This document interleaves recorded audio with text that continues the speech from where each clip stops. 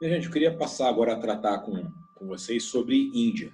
Tá? E nessa parte, Kaplan ele coloca como o dilema geográfico da Índia. Tá? Então, é interessante ver, analisar por que existe esse dilema geográfico. Tá? Então, por qual motivo? Então, vamos começar a analisar aqui. Eu vou começar com essa seguinte declaração aqui, né? À medida que os Estados Unidos e a China tornam-se grandes potências rivais, a direção para a qual a Índia pender pode vir a determinar o curso da geopolítica na Eurásia no século XXI. Desta forma, a Índia vem surgindo como estado pivô em essência, constituindo-se, segundo Spykman, o exemplo máximo do poder terrestre no Greenland. Tá? Então, é interessante a gente notar aqui, primeiro, dilema. Por que é um dilema? Porque a Índia ela tem todas as possibilidades de ser uma grande potência, mas para isso ela precisa, digamos assim, resolver algumas questões de ordem geográfica que ficaram para trás e que ela precisa estar resolvendo, estar solucionando. E, ao mesmo tempo, pela posição geográfica da Índia, ela tem ali ela figura, né, numa questão central no sentido de estar configurando como o Greenland de Spykman, tá? Onde há o confronto, né, do poder marítimo e do terrestre, tá? Ela fica nessa confrontação aí no meio aí, tá bom? Então a direção pela qual a Índia tomar vai fazer toda a diferença nesse contexto do século XXI, porque a gente está vendo cada vez mais aí um recrudescimento das tensões entre a China e os Estados Unidos. Tá? Então a Índia ela vai começar a adotar um papel aí fundamental nesse contexto. Lembrando que a Índia ela tem uma grande extensão territorial, tá certo? E uma população enorme, tá? É a segunda maior população do globo, fica um pouco abaixo da população da China, tá? Então atualmente é um pouco mais de 1 bilhão e 300 milhões de habitantes. Então, assim, é bem considerável o poder da Índia. O que acontece? O que tem em jogo nesse poder aí, né? Tá em jogo aí a ideia de que a Índia ela se figura numa posição estratégica privilegiada no Oceano Índico, tá? A forma, né, geográfica dela faz com que ela tenha uma projeção natural para o Oceano Índico. Tá? Isso foi, inclusive, comentado por Mahan na sua obra. Tá legal? E é óbvio que essa projeção no Índico ela favoreceu para que o Sul fosse bastante, digamos assim, devassado, principalmente depois das grandes navegações. Tá? A gente vê o estabelecimento de entrepostos comerciais e bases, né, estratégicas ali na área de Mumbai, Calcutá, tá? Que estão mais ali no sul. Porque a gente vai ver, de acordo com a geografia, a gente vai falar um pouquinho da história, seguindo aqui a metodologia de Kaplan aqui, que a história da China, durante muito tempo, aconteceu mais para o norte, tá? O próprio Planalto ali do Deccan, né, que é uma grande e vasta área de platô, mais um pouco para o norte ali da Índia, dificultou um pouco essa vinda mais para o sul, que também se tornou também mais complexa por causa dos rios, né, que correm no sentido oeste-leste pelo subcontinente indiano. Tá? Então, dependendo do rio Ganges, né, que é um grande rio indiano, correndo, né, no sentido oeste-leste, tá bom?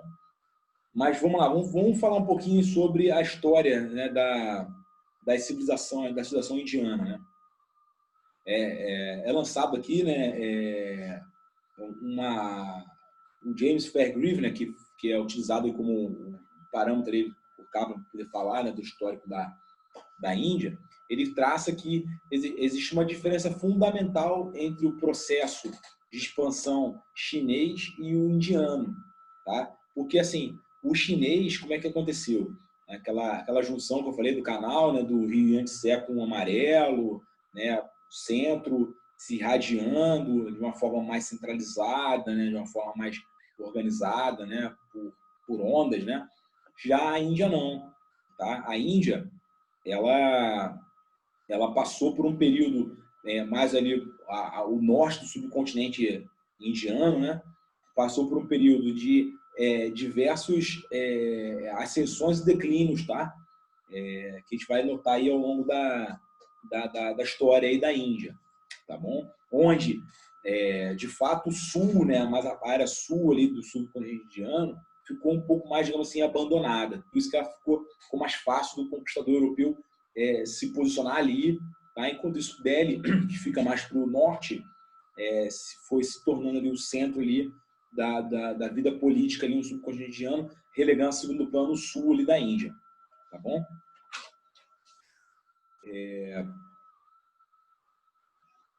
Nesse contexto, o Mackinnon afirma: no Império Britânico não há senão uma região de fronteira em que é preciso estar sempre pronto para a guerra. É a fronteira noroeste da Índia. Tá? Então, o que acontece? A Índia, ela viu ao longo do tempo uma série de movimentos que trouxeram instabilidade, tá? Para as etnias, né? Para as culturas que estavam ali no subcontinente indiano. Por que subcontinente indiano? Né? Porque a área do subcontinente indiano, né? Aquela área terrestre toda ali, ela está assentada em cima de uma placa tectônica única, tá bom? E aí por isso que existe essa menção do subcontinente indiano. E ao longo do tempo ela foi sofrendo uma série de tentativas de invasão, né? Por exemplo, teve a tentativa de Alexandre o Grande, né? Da Macedônia. Aí depois a gente pode também falar das invasões muçulmanas, tá? Com o avanço aí do islamismo, tá? Então, ao longo do tempo, as fronteiras, principalmente a noroeste do subcontinente indiano, foram sendo muito devassadas, né? E isso foi gerando consequências históricas bem importantes, tá bom? Para a Índia. Tá? No caso, a geografia indiana é muito sutil, sobretudo no noroeste, que conta uma história distinta daquela que o mapa deixa entrever à primeira vista. Tá? Então, a gente nota aí que a Índia ela encarna até hoje um certo receio com relação às instáveis fronteiras ao norte, tá bom? Então, assim, a China ela não consegue digerir fácil isso, né? Ela tem uma série de questões aí difíceis de resolver, né? A fronteira com a China, a fronteira com o Paquistão, tá? O avanço ali para o Afeganistão, tá? É uma área muito instável e que a Índia ela se vê em uma situação bem complicada, tá? E aí a gente entra na questão que eu havia comentado do dilema geográfico da Índia, tá? A chave para compreender a Índia, portanto, está no reconhecimento de que suas fronteiras naturais são bastante vulneráveis em determinados aspectos. De fato, o atual Estado indiano ainda não está em conformidade com as suas fronteiras do subcontinente, né? Com o Estado indiano / fronteira do subcontinente. E esse é o cerne do seu dilema, já que Paquistão, Bangladesh e, em menor medida, o Nepal também se situam dentro do subcontinente e constituem significativas ameaças à segurança da Índia, roubando-lhe uma energia política vital que, de outro modo, ela poderia usar para projetar poder por uma considerável parte da Eurásia. Tá? Então, essa luta aí, em termos aí de consolidar, né, as fronteiras no subcontinente indiano, algo que é uma herança histórica para a Índia, de fato rouba muita energia política da Índia. Tá? E isso dificulta muito essa projeção de poder do país no cenário internacional, principalmente ali no teatro ali da Eurásia. Tá? Então, aí que mora o grande dilema da Índia. Tá? Então, isso pode ser trabalhado em prova, tá? E a gente tem que se posicionar nesse sentido aí. Tá bom? Como eu falei, né, a origem, né, ali da povoação daquela área ali tá na civilização de Harappa, tá? Que se fundiram em torno de diversas cidades-estados e clãs, tá bom? E e que, na verdade, isso meio que aconteceu por inspiração, né, da ameaça de Alexandre o Grande, como eu havia dito. Tá? Ali, mais ou menos em torno de 320 a.C., ali, as tropas da Macedônia, né, estavam ali à beira ali do Vale do Ganges. Tá bom? A gente vê também a questão do avanço, né, do budismo, do jainismo, né, que depois acabou saindo e indo em direção à China. Tá? E também, já entre 320 e 550 depois de Cristo, o avanço do Império Gupta. Tá? O Império Gupta que deu uma aparente unidade, tá, ali para o subcontinente. Tá bom? Mas aí, depois do declínio dos Gupta, né, a gente viu aí a China sofrendo, né, sendo propensa aí a sofrer uma série de invasões, tá, que comprometeram a sua unidade política. Tá bom? E aí, essas invasões, elas tiveram muito efeito devido aí, principalmente aos árabes, tá? O avanço aí dos povos muçulmanos que penetraram ali na área ali do subcontinente, tá? E depois dos turcos também. A gente lembra que o Império Turco-Otomano, ele, no seu auge, ele avançou até aquela área ali do subcontinente indiano também, tá? Então, assim, não por acaso a gente nota, né, por questões de proteção, de segurança, a escolha de Delhi, agora, Nova Delhi, né, mais ao norte, como capital ali, né? E aí ele fala, né, que a geografia determinou que o noroeste do subcontinente fosse não só uma fronteira fixa, mas uma interminável série de gradações que tem início no Irã e no Afeganistão e acabam em Delhi. Tá? Então, a gente está falando desde lá da área da Pérsia, tá? Ali no Irã, que desce, passa pelo Afeganistão, Paquistão e chega até a Índia. Tá? Então, a gente vai ver depois, por exemplo, que o Paquistão, ele até hoje, século XXI, reencarna, né, nos indianos aquele temor, né, aquela ameaça de invasão dos árabes no subcontinente indiano, tá certo? Então, assim, até hoje você vê o Paquistão, né, com encarnando isso, tá bom? E a gente vê que essa preocupação mais para o norte, como eu havia dito, gerou um maior gap, né, um hiato ali com relação ao sul, que aí, de fato, as potências coloniais europeias se aproveitaram disso, tá bom? A vasta região que hoje compreende o norte da Índia, Paquistão e o Grande Afeganistão, com frequência esteve sob o mesmo corpo político, enquanto a soberania sobre o sul da Índia era questionada. Assim, para as elites indianas, isso é importante, tá, pessoal? Para as elites indianas, considerar não só o Paquistão, mas também o Afeganistão como parte do seu território, não é só natural, tá? É também historicamente justificável, tá? Então, assim, a gente vai ver que muito da ação externa da Índia está associada com essas questões aí voltadas ao Paquistão e ao Afeganistão, tá bom? Bom, então, assim, vindo um pouco mais para o período recente, né, a Índia passou por um período grande de domínio britânico, né, que se encerrou em 1947, e esse domínio britânico, né, ele gerou muitas marcas aí para a Índia, né? A Índia, ela sofreu muito nessa restituição do seu domínio político, principalmente pelo fato de ter sido dividida, né, em duas ali, com ali uma maioria hindu ficando ali na área onde hoje nós conhecemos como Índia e uma outra maioria muçulmana sendo dividida ali entre o Paquistão Ocidental e o Paquistão Oriental, que depois virou Bangladesh, né? Então, assim, essa divisão de acordo com a religião, né, foi muito traumática aí para a Índia, tá? Isso aí foi muito decorrente aí dessa pressa que os britânicos tiveram de abandonar o subcontinente indiano, tá? Em 1947, logo depois da Segunda Guerra Mundial.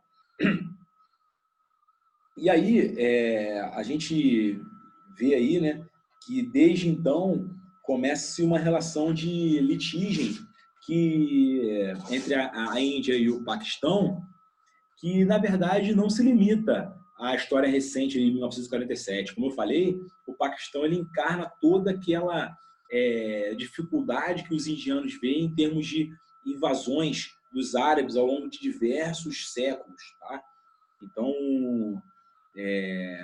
a gente vê aí que a Índia ela gasta muita energia nisso aí. A gente vê, por exemplo, os embates naquela linha de cisão ali, dentro da teoria do Huntington, né? Ali na Caxemira, vai muito nesse contexto aí, tá? Entre tropas aí da Índia e do Paquistão, tá bom? Outra coisa bem interessante é o seguinte, lembrar que a Índia é a maior democracia do mundo, né? Então, a gente vê, por exemplo, a forma como o Paquistão conduz a sua política, assim, para o Paquistão, é uma afronta, tá? Aquela democracia liberal ali indiana, tá? Ao mesmo tempo, para os indianos, eles enxergam, por fato de ser um país mais assim politeísta, ele enxerga com mais estabilidade essa diferença, né? Até o próprio Kaplan coloca que isso faz com que a Índia tenha a tendência de ser mais estável do que o Paquistão, tá? Porque essa visão já de um Estado multiétnico, né, com um politeísta, que convive com as diferenças, que é mais democrático, mais liberal, vai totalmente de encontro a como que o Paquistão enxerga isso, né? Um Estado monoteísta, né? Muito voltado ali para uma visão mais fundamentalista do islamismo, tá bom?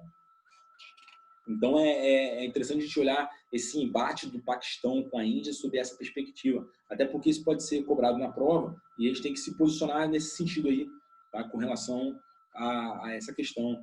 E provavelmente vai ser abordada alguma coisa chamada Caxemira. E aí, a Caxemira ela assume uma posição importante e, segundo Kaplan, essa posição é importante muito mais pela geografia, né? É uma posição estratégica, tanto para Índia e Paquistão, e até para a própria China também, mas é porque ali você tem, digamos assim, a nascente, né, de dois dos rios mais importantes para a Índia e para o Paquistão, né? Então ali você tem a nascente do rio Ganges, né, e também a nascente do rio Indo, que é o principal rio do Paquistão, tá? Então Indo no Paquistão e o Ganges na Índia, tá? Então a Caxemira também tem esse contexto aí, tá? Então assim, a gente vê naquele detalhe ali, né, o sul da Ásia, né, ostentando um embate bipolar entre a Índia e o Paquistão, tendo o Afeganistão como um campo de batalha e o disputado estado do himalaico da Caxemira por outro, tá?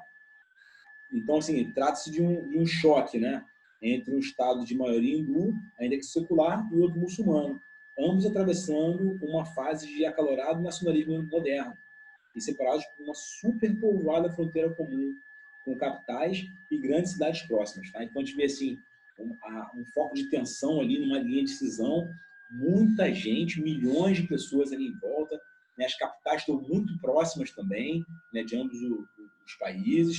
Então, realmente é algo que a gente tem que prestar atenção e foco, né, de algo assim de tensões aí para o futuro, tá bom? É importante deixar claro que o Paquistão, quando ele foi criado em 1947, né, sob a liderança ali de Muhammad Ali Jinnah, foi naquele sentido de ter uma premissa ideológica, né, de ser um lar para muçulmanos no subcontinente indiano, tá bom? Então é interessante, né?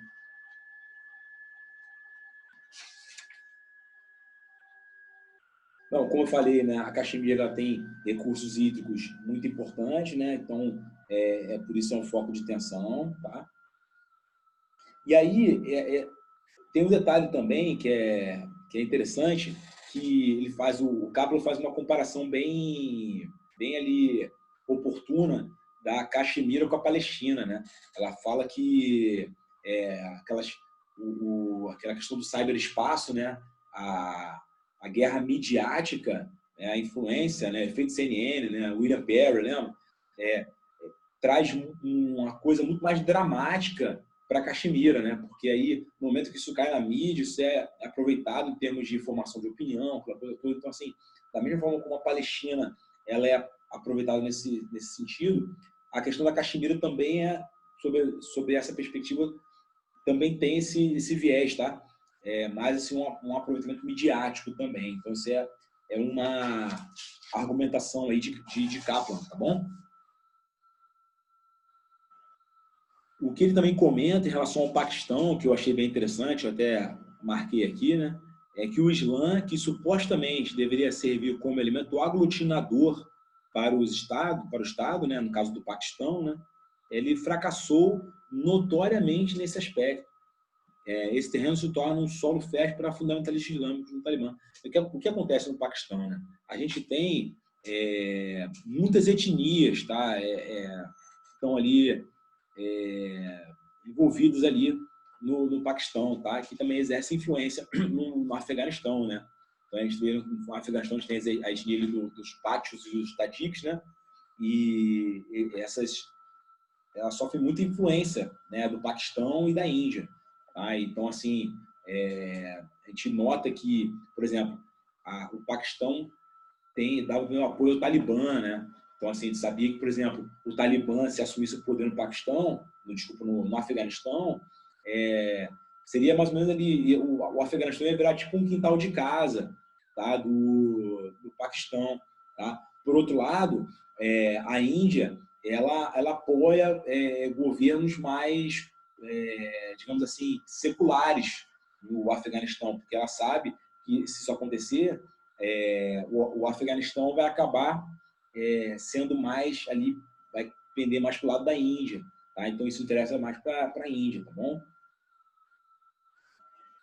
Então, assim, como eu falei, né, a Índia ela consegue lidar melhor com essas diferenças, né? E o Paquistão não, né? O Paquistão ele tem essa dificuldade de lidar com as diferenças, né? Mas só que aí ele comenta, né, que se por um lado o Paquistão em si não faz muito sentido por essa dificuldade que ele tem de congregar etnias, tá? Por ele ser dividido, por exemplo, pelo Rio Indo. O Rio Indo, na verdade, era para ser uma fronteira, ele, na verdade, corta o país, né? Então, assim, ele faz muito sentido. Ele fala que, por outro ponto de vista, o Paquistão faz enorme sentido geográfico, tá? Como um intermediário entre as civilizações, tá? Né, do subcontinente indiano e do centro da Ásia, tá? Ali meio que uma divisão ali entre a Pérsia, tá? E o Levante, né? E o subcontinente indiano, tá bom? Então, é bem interessante estudar também o Paquistão sob essa perspectiva. Isso, inclusive, pode ser trabalhado na prova aí, essa dicotomia aí paquistanesa, tá bom? Bom, com relação ao Afeganistão, a gente já veio falando algumas coisas aqui, né? Na visão de Kaplan, o Afeganistão é um tampão geográfico, tá? Entre a Pérsia, né? Ali o Planalto iraniano, as estepes também centro-asiáticas, né? E o subcontinente indiano, ou seja, o Afeganistão fica mais ou menos no meio ali, né? Então você tem ali as estepes ali, euroasiáticas ali, pegando ali a área do deserto de Gobi ali, né? Aquela região ali do Turquestão Oriental, e também ali o subcontinente indiano, e, por outro lado, ali a área da Pérsia e do Levante. Né? Então, o Afeganistão ele é meio que um estado tampão, né? Na visão de Kaplan, né? Ele é uma zona tampão. Né? Então, assim, ele fala que se o Afeganistão caísse na mão do Talibã, poderia criar uma sucessão de sociedades islâmicas radicais, desde a fronteira indo-paquistanesa até a Ásia Central. Tá? Isso aí criaria um grande Paquistão. Tá bom? E aí, pô, um governo mais ou menos liberal em Cabul, né? Já ao contrário, abriria mais portas para Nova Delhi, tá? A Índia, ela estaria atuando melhor, tá bom? Então, assim, de fato, a grande beneficiada, né, pela estabilização dessa área toda, né, dali, Paquistão, Afeganistão, Oriente Médio, centro da Ásia, estepes eurasiáticas, essa área estabilizada, né, o grande beneficiado disso é a Índia, tá? Não resta dúvida nenhuma, tá? Porque em termos de economia, a Índia só perde para a China, tá? Então a Índia ela é um país de elevada importância econômica, e a estabilização ali ajuda muito a Índia, tá? Porque ela gasta menos energia, tá? com isso, e possa se contrapor aí à eventual ameaça chinesa, principalmente ali na área do Oceano Índico, tá bom? E aí ele comenta que o Rutherford Mackinder existe na convergência de interesses da Rússia, da China e da Índia e do Irã, em favor de corredores de transporte através da Ásia Central. Tá? Lembrando que o Rutherford Mackinder, na visão de Kaplan, é o Cazaquistão. Tá? E aí, é meio que assim, todos os caminhos levam ao Cazaquistão. Né? Então, essa defrontação aí que existe entre Rússia, China, Índia e o Irã, de fato, convergiria, né, para o Cazaquistão, tá? Sendo que os maiores motores da economia eurasiana, de fato, é a China e a Índia, tá? Então, assim, eu acho que isso eu marquei aqui, eu acho que é uma coisa que pode ser bem trabalhada na prova, tá? Essa questão aí como é que se dá a política, a geopolítica ali no centro da Ásia, pelas diferentes potências ali euroasiáticas, tá bom? Ele comenta que a Índia, em paralelo, né, meio que similar ali à China, né, ela aspira uma presença ao estilo doutrina Monroe, tá? Por todo o Oceano Índico, aí no sul da África e na Austrália. Tá? Então a China ela aspira a ter esse ideal de expansão, né, expansivo ali por toda a área do Oceano Índico, por consequência lógica da sua projeção nesse oceano, tá? Pela sua conformação geográfica. Tá bom?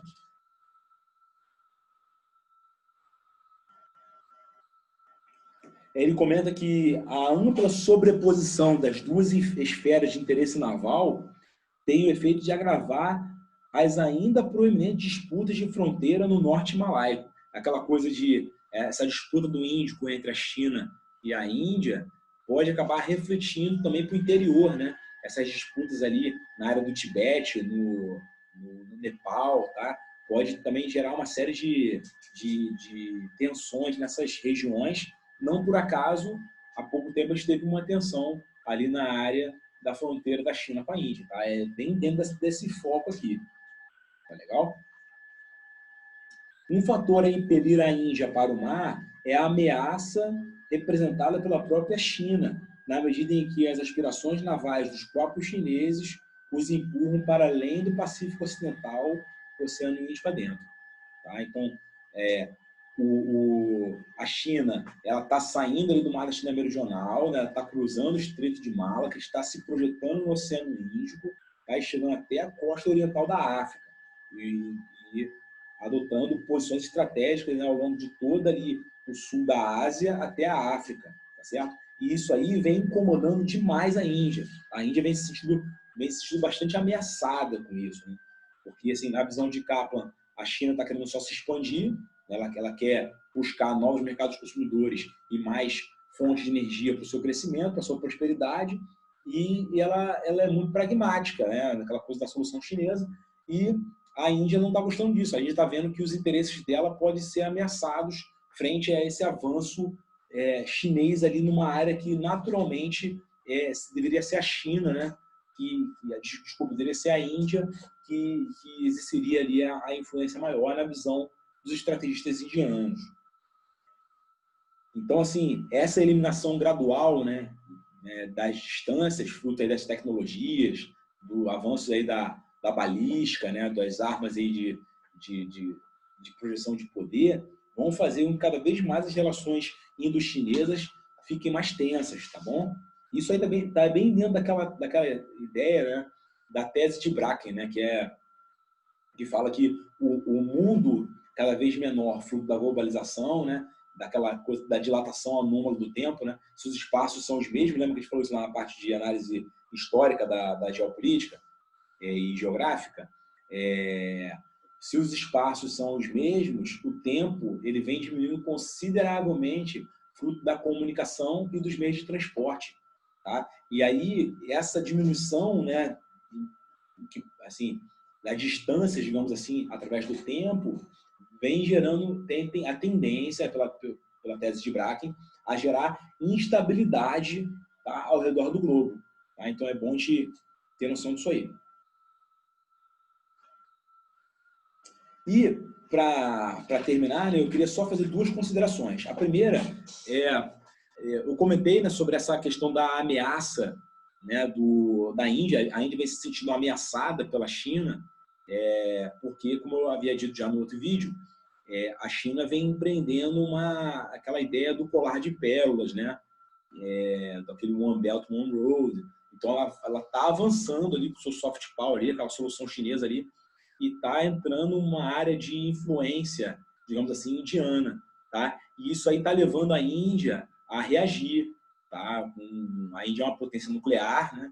Então a gente sabe que a Índia ela tem capacidade, ela tem todas as potencialidades para poder se contrapor a isso, e ela vai se contrapor. Tá? Então, na visão de Kaplan, a Índia, que esse é o segundo ponto que eu queria mencionar aqui, a Índia ela vai ser uma potência global à medida que ela conseguir superar esses dilemas geográficos dela e conseguir projetar a influência dela, o poder dela para o Índico e para o mundo afora, ou ela vai continuar sendo uma potência regional ali do sul da Eurásia, se ela não lograr êxito em vencer esse desafio que ela está sendo submetida aí com o avanço da China, principalmente, tá? Mas também com essas outras ameaças que eu citei aqui, que se materializam ali pela relação com o Paquistão, em primeiro lugar, mas também com os outros estados ali do centro e da Ásia, ali, com o Afeganistão, né, e por aí vai, e com a própria relação em termos de interior, ali, de fronteira ali com a China, tá, por meio dos tampões ali, tá, do Nepal, da questão do Tibete, tá legal? Então, essas duas questões são interessantes, eu acho que também pode ser trabalhado na prova, essa visão, né, de como se dará, né, a geopolítica indiana em resposta a esse desafio que ela está sendo submetida aí no século XXI, tá certo? Então, com isso, a gente encerra aí as considerações sobre Kaplan com aí a visão da Índia. Então, no próximo vídeo, para a gente encerrar a geopolítica, a gente vai fazer algumas considerações sobre o anuário estatístico do petróleo e gás.